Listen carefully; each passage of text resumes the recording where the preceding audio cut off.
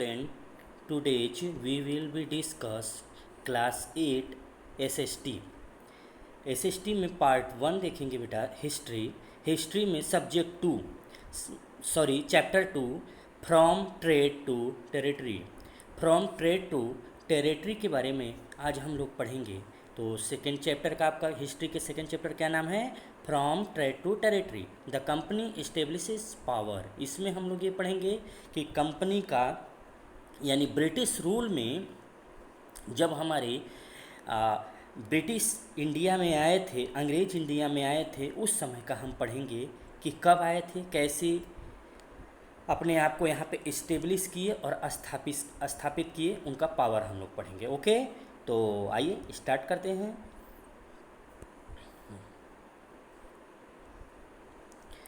Aurangzeb was the last of the powerful Mughal ruler. देखिए, Mughal ruler से हम स्टार्ट करेंगे। मुगल रूलर के last Aurangzeb main powerful rulers थे। वैसे तो लास्ट में और भी थे, लेकिन पावरफुल रूलर्स में, मेन पावरफुल रूलर्स में औरंगजेब लास्ट मुगल रूलर्स थे। इनके बाद की स्थिति देखते हैं। He established control over a very large part of the territory that is known as India, that is now known as India. Aurangzeb जो है मुग़ल रूलर्स का last Mughal ruler powerful rulers था। ही इस्टेब्लिश कंट्रोल, उसने वेरी लार्ज पार्ट, उसने बहुत सारे बड़े part को यानी टेरिटरी, बहुत सारे बड़े पार्ट क्षेत्र को उसने क्या किया था, अपने अधिकार क्षेत्र में कर लिया था, जिसको हम किस नाम से जानते हैं? India. After his death in, उसकी मृत्यु 1707 1707 की मृत्यु के बाद 1707 में मृत्यु के बाद मिनी मुग़ल गवर्नमेंट, बहुत सारे मुग़ल गवर्नर्स आए, जिसमें सूबेदार भी थे एंड बिग जमींदार थे। ठीक है, begin asserting their authority and establishing regional kingdom. बहुत सारे उस समय क्षेत्रीय राजा भी आए। As powerful regional kingdom emerge in various parts of India. तो औरंगजेब की मृत्यु के बाद बहुत सारे क्षेत्रीय पावरफुल रूलर्स भी आए। ठीक है, भारत के अन्य पार्ट में Delhi could no longer function as an effective centre. Delhi बहुत बड़ा प्रभावकारी सेंटर नहीं रहा, अब केंद्र की बिंदु नहीं रहा। ओके, तो by the second half of the 18th century के सेकेंड हाफ में देखिए, हाउएवर कैसे अ न्यू पावर आज emerging on the political horizon. एक नया पॉलिटिकल पावर आया। कब आया? वो कौन सा था? ब्रिटिश। यानी 18वीं शताब्दी के टाइम पे एक नया पावर आया भारत में, उस पावर का क्या नाम था? ब्रिटिश, यानी अंग्रेज आए। Did you know? क्या आप जानते हैं that the British originally came as a small trading company and were reluctant to acquire territories. क्या आप जानते थे ब्रिटिश यहाँ पे एक छोटी सी व्यापारिक कंपनी के रूप में कहाँ आए थे? भारत में आए थे। यानी वह छोटा सा क्षेत्र उनको चाहिए था, छोटे से क्षेत्र के रूप में व्यापार करने के लिए भारत में आए थे स्टार्टिंग में, यानी व्यापार करने के लिए आए थे। How then did they came to the masters of a vast empire. कैसे वो एक बड़े क्षेत्र में मास्टर हो गए, यानी यहाँ के रूलर्स हो गए। In this chapters you will see, हम यही देखेंगे कि एक छोटी सी व्यापारिक कंपनी से स्टार्ट होकर ब्रिटिश यहाँ पे बहुत बड़े रूलर्स कैसे हो गए। ठीक है,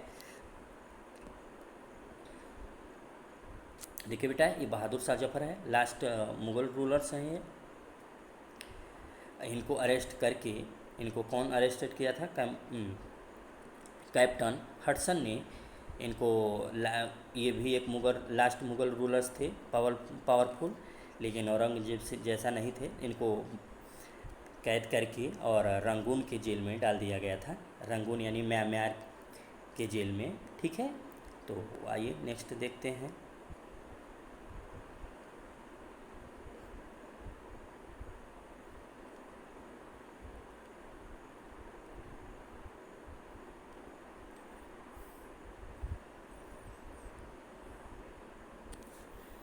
ओके बेटा, तो आते हैं अब हम इसमें देखते हैं कि कम्स ईस्ट इंडिया कंपनी के बारे में आइए देखते हैं। तो ईस्ट इंडिया कंपनी यानी ईस्ट की ये कंपनी थी, ब्रिटिश कंपनी जो आई थी किस नाम से, east India company. East India company कम ईस्ट से आई थी। यहाँ से देखिए ये यहाँ से ये ईस्ट है यहाँ पे, ठीक है। तो इसका ईस्ट इंडिया कंपनी नाम था। तो यहाँ से होते हुए ईस्ट तो इधर होता है ना, इधर वेस्ट, तो लेकिन इनको ईस्ट इंडिया कंपनी के नाम से ये जानते हैं, ओके। तो यहाँ से होते हुए यहाँ पहले यहाँ आए, फिर यहाँ से पूरे भारत में कंट्रोल हो गए। तो देखते हैं बेटा, इन 1600 में the East India company acquired a charter from the rulers of England. ये इंग्लैंड के एक चार्टर रूलर्स के तरफ से आए थे, राजा की तरफ से।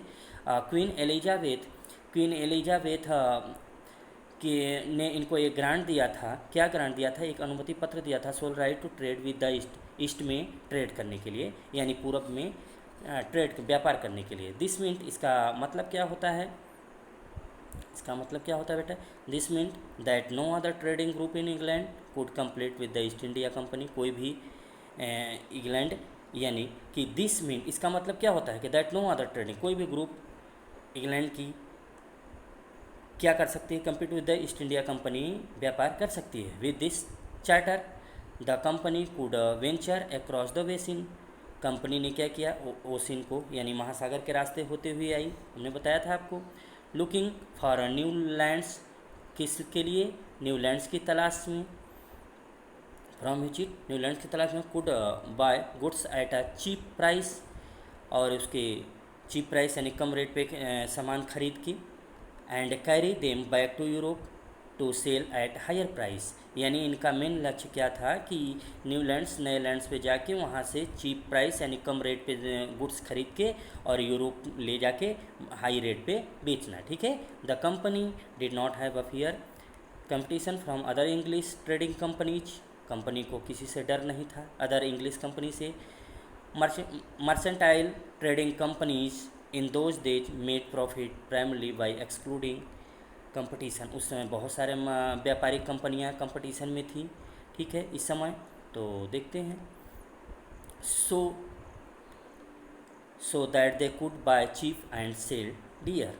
सो वो क्या करते थे कि चीप, वो so that they could buy cheap and sell dear, तो वो क्या कर सकते थे, उसको खरीदते थे, ओके, उसको खरीदते थे और एंड सेल डियर, और उसको बेच देते थे, ठीक है।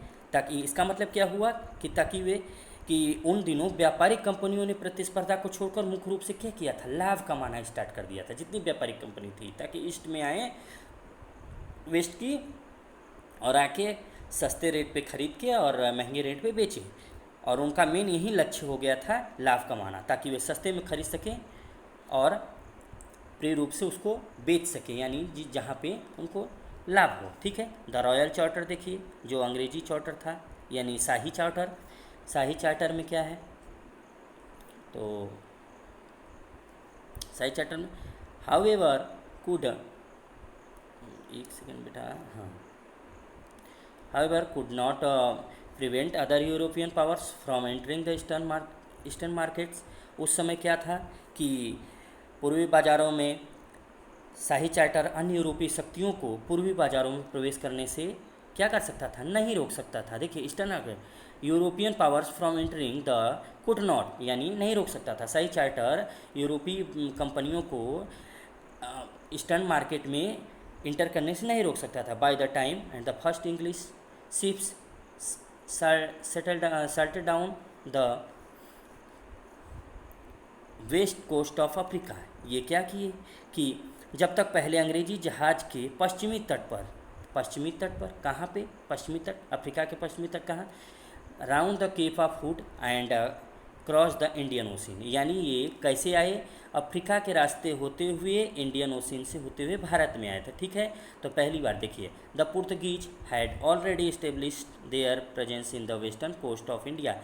ऑलरेडी यूरोप की पहला देश यानी पुर्तगाल की पुर्तगीज कंपनी ऑलरेडी यहाँ पे भारत में आ चुकी थी। कहाँ पे, वेस्टर्न कोस्ट पे, इंडिया के वेस्टर्न कोस्ट पे अपने आप को आ चुकी थी।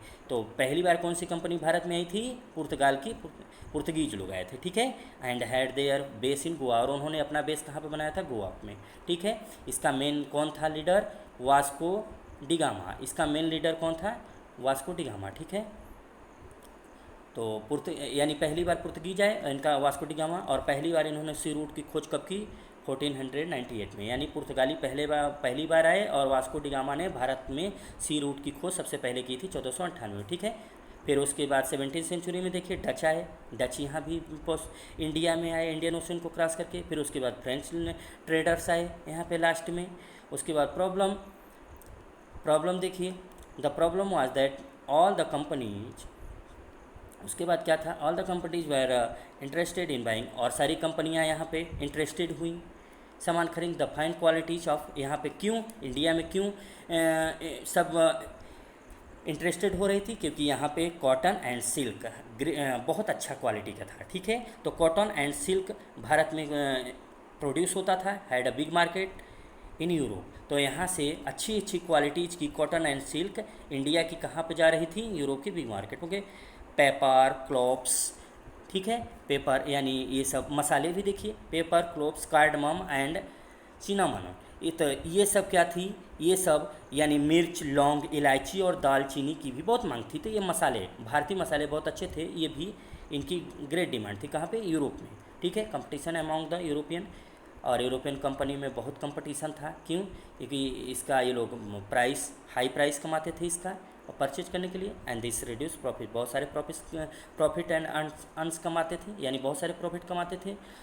कहाँ पे? यहाँ से सामान ले जाके और यूरोप में बेचने के बाद। The only way of trading companies, और इसमें बहुत सारे फ्लोरिश हुए, बहुत सारे कंपनियाँ अपने आप में उच्चतम शिखर पे पहुँची, ठीक है। तो अब देखिए, फिर उसके बाद और फिर उसके बाद इन्हीं कंपटीशन मार्केट में यहाँ पे क्या हुआ? फेयर्स बैटल्स हुआ बिटवीन द ट्रेडिंग कंपनीज, में ट्रेडिंग कंपनी यानी व्यापारिक कंपनियों के बीच में आपस में युद्ध हुआ। क्यों? क्योंकि क्षेत्र पे युद्ध कब्जा करने के लिए, ओके, कि हम करेंगे, ठीक है। जहाँ प्रतिस्पर्धा रहती है बेटा तहाँ ऐसा होता है। Through the 17th and 18th century, 17th और 18th सेंचुरी में क्या हुआ? दे रेगुलरली सैंक ईच अदर शिप्स। क्या हुआ? 18वीं शताब्दी के दौरान ये दोनों एक दूसरे से के जहाज़ों अवरुद्ध मार्गों को डुबो देते थे, यानी रोक देते थे, आने का रास्ता बंद कर देते थे एक दूसरे देश, ठीक है। ब्लॉक कर देते थे रूट्स को, राइवल शिप्स को डुबो देते थे, ठीक है। अब देखिए नेक्स्ट, तो देखिए goods trade was carried on with earns, ठीक है।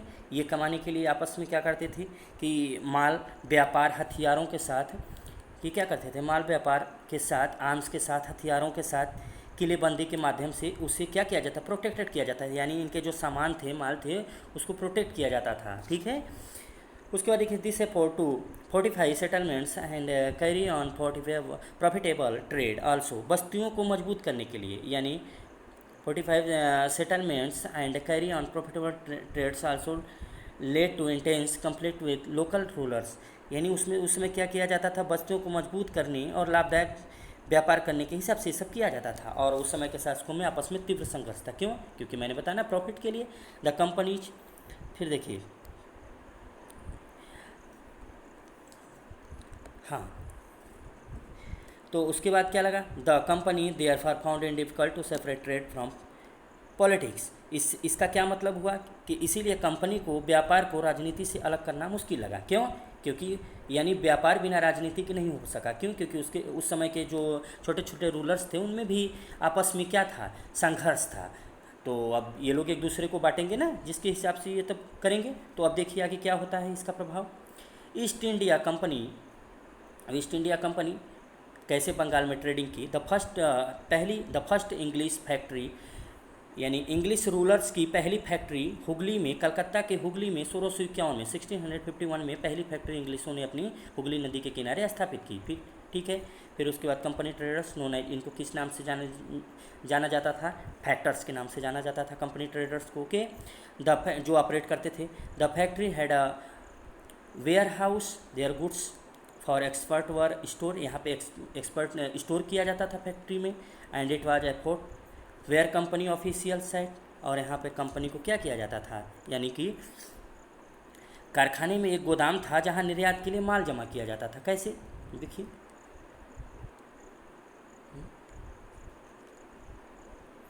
ठीक है। As trade expanded, the company pursued merchants and traders to come and settle near the factory, factory में सेटल किया जाता था।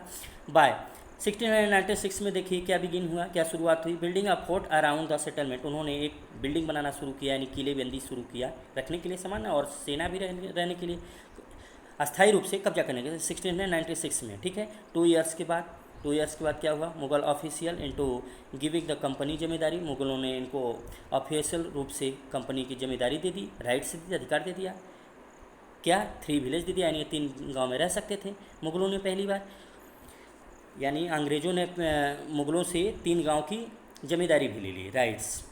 One of these was Kolkata, इनमें से कोलकाता था, which later grew into the, जिसको पहले कलकत्ता भी कहा जाता था, ठीक है, आज के समय में इसको कोलकाता कहा जाता है।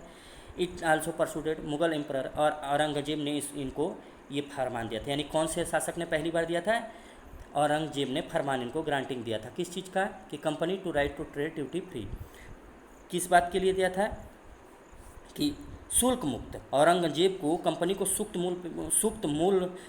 शुल्क मुक्त व्यापार का अधिकार देने वाला फरमान जारी करने के लिए राजी किया, यानी अंग्रेज़ों ने औरंगजेब को राजी कर लिया, किसके, फ्री रूप से शुल्क मुक्त व्यापार करने के लिए, ठीक है। The company tried continuously to press, company अब लगातार यहाँ पे वर्क करने लगी, ठीक है। तो manipulate executive privilege Aurangzeb's Farman for instance, company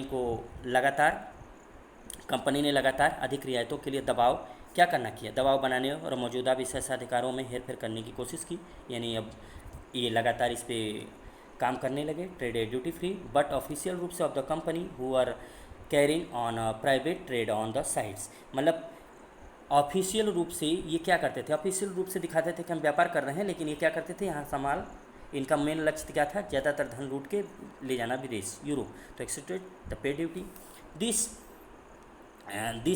they refuse to pay, causing an enormous loss of revenue for Bengal, इसका क्या मतलब हुआ कि उनसे क्या किया गया था, उनसे ये किया गया था कि लेकिन कंपनी की जो व्यापारी, आपने पहले पढ़ा कि जो व्यापारी अधिकारी थे वो साइड में निजी व्यापार कर रहे थे, उनसे शुल्क को भुगतान करने की उम्मीद की गई थी, यानी जो अधिकारी थे उनसे ये उम्मीद की गई थी कि शुल्क भुगतान करें और भी जगह पे, वो 3 गाँव के छोड़ के, लेकिन उन्होंने क्या किया, उन्होंने जिससे बंगाल को उन्होंने ऐसा नहीं किया जिससे बंगाल को काफ़ी नुकसान हुआ। देखिए enormous loss of revenue for Bengal, Bengal के राजस्व में बहुत सारा नुकसान हुआ। How could the nawab of Bengal, वो कैसे, बंगाल के नवाब कैसे किए, बंगाल के नवाब मुर्शिद अली खान कैसे हो सकते थे, उन्होंने इसका विरोध नहीं किया, क्यों नहीं किया, नॉट प्रोटेस्ट, नहीं किया, यानी बंगाल के नवाब का क्या नाम था, मुर्शिद कुली खान, ठीक है।